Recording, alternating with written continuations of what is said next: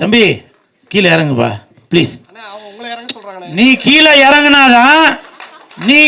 இறங்குனாதான் files படத்துக்கு ticket உனக்கு ஃப்ரீயாக தருவேன். தயவு செஞ்சு கீழே இறங்க. மறுபடியும் பார்த்தீங்களா?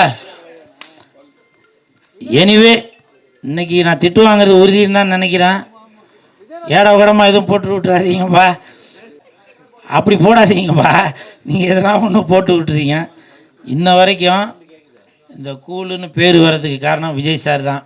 அது நிறையா பேருக்கு தெரியுமா இல்லைன்னு தெரில. துல்லாத மனம் துள்ளுலேருந்து இந்த டாலர் தான் போட்டிருக்கேன்.